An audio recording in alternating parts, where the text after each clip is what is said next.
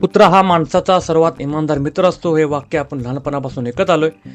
पण जेव्हा आपण आजूबाजूला नजर टाकतो आणि टीव्हीवरच्या बातम्या पाहतो, तेव्हा सध्याच्या राजकारणातील निष्ठा आणि एका प्राण्याची इमानदारी यांची तुलना करण्याचा मोह आवरत नाही. कुत्र्याची मालकाप्रती असलेली निष्ठा ही केवळ एक भावनिक संकल्पना नाही, तर त्यामागे हजारो वर्षांचा इतिहास आणि विज्ञान आहे. हजारो वर्षांपूर्वी जेव्हा माणसाने लांडग्यांच्या एका प्रजातीला माणसाळवलं, तेव्हापासून त्यांच्यात एक मेंटॅलिटी म्हणजेच कळपत राहण्याची सवय विकसित झाली. कुत्रा आपल्या मालकाला त्या कळपाचा नेता मानतो आणि त्याच्या संरक्षणासाठी जीव द्यायलाही तयार असतो. विज्ञानानुसार जेव्हा एखादा कुत्रा आपल्या मालकाच्या डोळ्यात पाहतो, तेव्हा दोघांच्याही शरीरात ऑक्सिटोसिन नावाचे हार्मोन स्रवते, ज्याला लव्ह हार्मोन म्हणतात. त्यामुळे त्यांच्यातील निष्ठेचा बंध अत्यंत घट्ट होतो.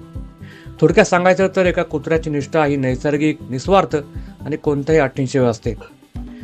आता आपण वळूया सध्याच्या राजकारणाकडे. गेल्या काही वर्षात आपण भारतीय आणि विशेषतः महाराष्ट्राच्या राजकारणात फोडाफोडीचे राजकारण मोठ्या प्रमाणावर अनुभवलं. राजकारणातील पक्षांतराचा इतिहास जुना आहे. 1960च्या दशकात हरियाणामध्ये एका आमदाराने एका दिवसात 3 वेळा पक्ष बदलला.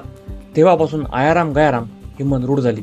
राजकारण्यांची हीच निष्ठाहीनता रोखण्यासाठी 1985 मध्ये संविधानात 10वे परिशिष्ट जोडण्यात आले आणि पक्षांतर बंदी कायदा लागू करण्यात आला. उद्देश हा होता की पैशांच्या किंवा सत्तेच्या लालसेपोटी कोणी पक्ष बदलू नये. पण आजकाल या कायद्यातील पळवाटा शोधून गटागटाने पक्ष फोडले जातात. विचारधारा किंवा जनतेची सेवा या शब्दांची जागा आता विकास निधी, होके आणि मंत्रिपदे यांनी घेतले. जर आपण या दोन्ही गोष्टींची तुलना केली तर एक खूप मोठं विदारक सत्य समोर येतं.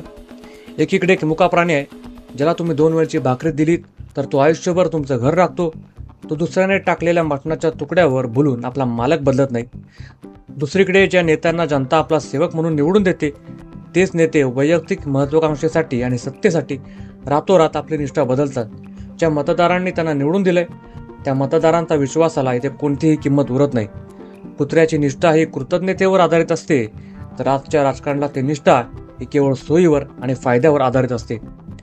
राजकारण ही समाजकारणाची सर्वात मोठी पायरी मानली जाते, पण जेव्हा राजकारणातून तत्वे आणि निष्ठा वजा होतात, तेव्हा तो केवळ एक स्वार्थी व्यापार उरतो. आजच्या या फोडाफोडीच्या राजकारणाने आपल्याला हे शिकवलंय की निष्ठा या शब्दाचा खरा अर्थ आता माणसांकडून नाही, तर प्राण्यांकडून शिकावा लागेल. तुमचं याबद्दल काय मत आहे? सध्याच्या राजकारणातील या पक्षांतराबद्दल तुम्हाला काय वाटतं?